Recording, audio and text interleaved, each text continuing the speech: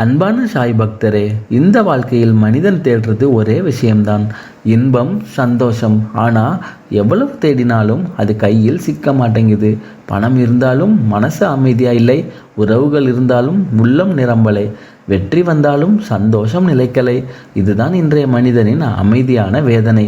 அந்த நேரத்தில் தான் சாய்பாபா நம்மிடம் மெதுவாக சொல்கிறார், நீ தேடுற இன்பம் வெளியில் இல்லை, அது உன் உள்ளத்திலே இருக்கிறது. இந்த 10 நிமிடம் ஒரு சாதாரண வீடியோ கிடையாது. இது சாய்பாபா உன் மனதோட பேசும் நேரம். உன் கவலைகள் லேசாகும், உன் மனபாரம் குறையும், உன் வாழ்க்கை மேலே ஒரு நம்பிக்கை மெதுவாக பிறக்கும். இந்த வீடியோவை கடைசி வரைக்கும் பாருங்கள். ஏன்னா இதில் சொல்லப்படும் ஒரு வரி கூட உங்கள் வாழ்க்கையை அமைதியாக மாற்றும் சக்தி கொண்டது.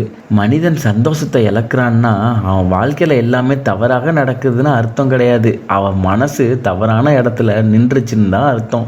சாய்பாபா சொல்கிறார், உன் துக்கத்திற்கு காரணம் உன் வாழ்க்கை இல்லை, உன் நினைப்புகள் தான். நம்ம நினைக்கிறோம் இப்படி நடந்தால் சந்தோஷம், அப்படியானா நிம்மதி. ஆனால் வாழ்க்கை நம்ம திட்டத்துக்கு ஒத்து போகாதப்போ சந்தோஷம் உடஞ்சி போயிடுது. மற்றவங்க வாழ்க்கையை நம்ம வாழ்க்கையோட ஒப்பிட ஆரம்பித்த நாள்லேருந்து நம்ம சந்தோஷம் மெதுவாக குறைய ஆரம்பிக்குது.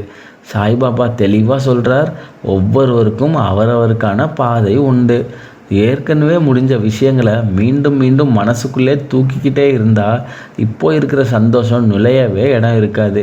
நாளைக்கு என்ன ஆகும், இது சரியாகுமா, இந்த பயம்தான் இன்றைய மனிதனின் அதிகமான சந்தோஷத்தை திருடுது. சாய்பாபா அமைதியாக சொல்கிறார், நாளைய நாளை நான் பார்த்துக்கிறேன், இன்றைக்கு நீ வாழு உன்னோட வாழ்க்கையை. அன்பான சாய் பக்தரே, சந்தோஷம் போனது வாழ்க்கை கெட்டதால் இல்லை, மனசு சுமை ஏற்றுக்கிட்டதால். இந்த சுமையை மெதுவாக இறக்க ஆரம்பித்தா சந்தோஷம் ஒன்றை தேடி வரும். பொதுவாக மனிதன் நினைக்கிறான், இன்பம்னா பணம், இன்பம்னா வசதி, இன்பம்னா எல்லாமே சரியாக போகுது.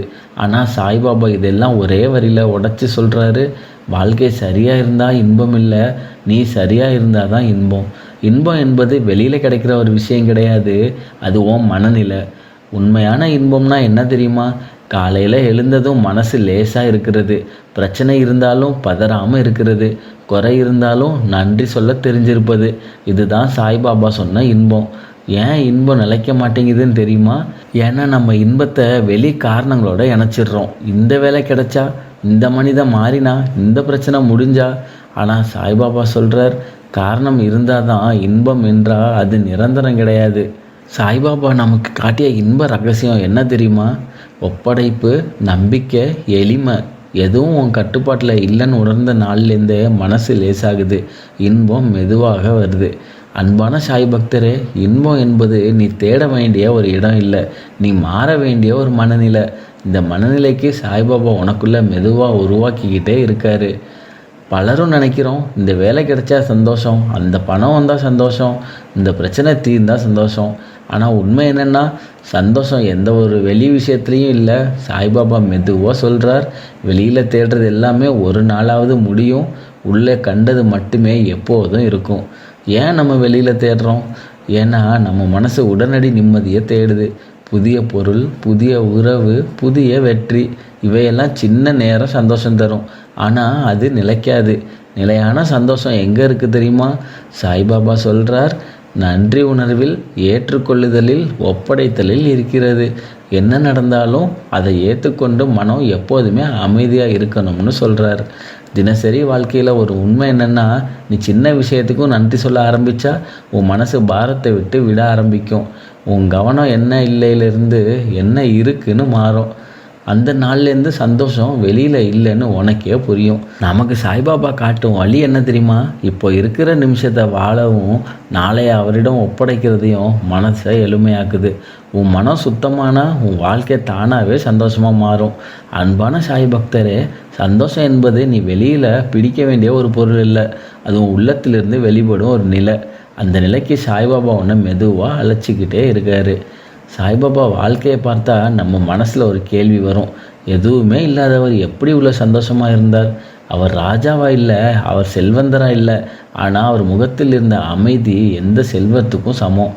சாய்பாபா அதிகம் சேர்க்கலை, அதிகம் வேண்டாம் என்று வாழ்ந்தார். குறைவாகவே ஆசைப்படு, அதிகமாகவே அமைதி கிடைக்கும். எளிமை வந்த இடத்துல சந்தோஷம் தானாக வந்து உட்காரும். எதுவாக இருந்தாலும் சாய்பாபா அவசரப்படலை. தாமதம் வந்தாலும் சோதனை வந்தாலும் அவர் நம்பிக்கையை விட்டதில்லை. நேரம்தான் எல்லாத்துக்குமே பதில். அன்பான சாய் பக்தரே, நீ சந்தோஷமாக வாழணும்னா சாய்பாபா மாதிரி வாழ வேண்டிய அவசியம் இல்லை. அவர் சொன்ன 3 விஷயங்களே போதும். எளிமை, பொறுப்பு, ஒப்படைப்பு. இந்த 3ம் வாழ்க்கையில் மெதுவாக வந்தால் சந்தோஷம் வாழ்க்கையில் என்றைக்குமே நிலச்சிருக்கும். பலர் கேட்குறாங்க, எனக்கு உண்மையிலே இன்பம் வந்துருச்சா, சந்தோஷம் ஆரம்பிச்சிருச்சான்னு எப்படி தெரியும்? சாய்பாபா சொன்ன சில மென்மையான அறிகுறிகள் இருக்குது. அவள் வந்துடுச்சுன்னா உன் வாழ்க்கையில் இன்பம் வேலை செய்ய ஆரம்பிச்சிருச்சுன்னு அர்த்தம். மனசு ரொம்பவே அதிகம் பதறாது. பிரச்சனை வந்தாலும் முன்னாடி மாதிரி மனம் உடனே கலங்காது. சரி, பாபா பார்த்துக்குவாருன்னு அமைதி வரும். சின்ன விஷயங்கள்லேயும் சந்தோஷம் கிடைக்கும். காலையில் ஒளி, சின்ன சிரிப்பு, ஒரு நல்ல வார்த்தை, இவை எல்லாமே உள்ளத்துக்கு இன்பம் தர ஆரம்பிக்கும். தாமதமும் பயமுறுத்தாது. நேரம் எடுத்தாலும் இதுக்கும் ஒரு அர்த்தம் இருக்குன்ற நம்பிக்கை பிறக்கும். தனிமையிலும் அமைதி கிடைக்கணும். யாரும் இல்லாத நேரத்தில் கூட மனசு வெறுமையாக இல்லாமல் அமைதியாக இருக்கும். நன்றி உணர்வு அதிகரிக்கும். என்ன இல்லை என்ற எண்ணம் குறைந்து என்ன இருக்கு என்ற பார்வை வரும். இந்த அறிகுறிகள் உன் வாழ்க்கையில் மெதுவாக வந்துடுச்சுன்னா சாய்பாபா உன் வாழ்க்கையில் அருளோடு நடக்க ஆரம்பிச்சிட்டாரு. அன்பான சாய் பக்தரே, இப்போ ஒரு நிமிடம் எல்லா வேலையும் விட்டுட்டு இந்த நிமிஷத்தை உங்களுக்காக எடுத்துக்கங்க. நேராக உட்காருங்க. கண்களை மெதுவாக மூடிக்கோங்க. மூச்சை ஆழமாக இழுத்து மெதுவாக வெளியே விடுங்க. இப்போ உங்கள் இதயத்தில் நடுவே ஒரு மென்மையான ஒளியை கற்பனை செஞ்சுக்கோங்க. அந்த ஒளியில் சாய்பாபா அமைதியாக நிற்கிறதாகவும், அவர் முகத்தில் கருணை, அவர் கண்களில் பாதுகாப்பு. சாய்பாபா மெதுவாக சொல்கிறார், பயப்படாதே, நான் உன்னோடு இருக்கிறேன். உன் கவலைகளை என்கிட்ட கொடு. இப்போ உன் மனசில் இருக்கிற எல்லா பாரத்தையும் ஒரு எண்ணமாக சாய்பாபாவிடம் ஒப்படை. அவர் அந்த பாரத்தை அந்த ஒளிக்குள்ளே கரைச்சி விடுகிறாரு. உன் மார்பில் ஒரு லேசான உணர்வு. அதுதான் இன்பம், அதுதான் சந்தோஷம். இப்போ சாய்பாபா சொல்கிறார், இன்பமும் சந்தோஷமும் உன் வாழ்க்கையில் நிலைத்திருக்கும். நீ பாதுகாப்பில் இருக்கிறாய். மெதுவாக உன் மூச்சை உணர்ந்து கண்களை திற. அன்பான சாய் பக்தரே, இந்த பயணத்தில் ஒரு உண்மை மெதுவாக உங்கள் மனதில் பதிந்திருக்கும். இன்பமும் சந்தோஷமும் வெளியில் இல்லை, அது உங்கள் மனநிலையில் தான்.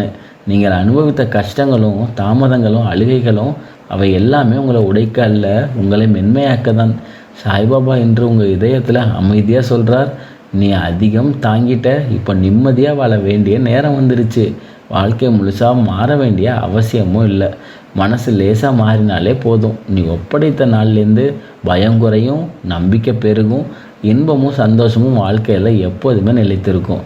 இந்த உண்மையை மனசுக்குள்ளே வச்சுக்கிட்டு ஒவ்வொரு நாளையும் ஒரு ஆசீர்வாதமாக வாழு. இன்பமாக வாழு. சந்தோஷமாக இரு. சாய்பாபா உன்னோட இருக்கார். ஓம் சாய்ராம். ஓம் சாய்ராம். ஓம் சாய்ராம்.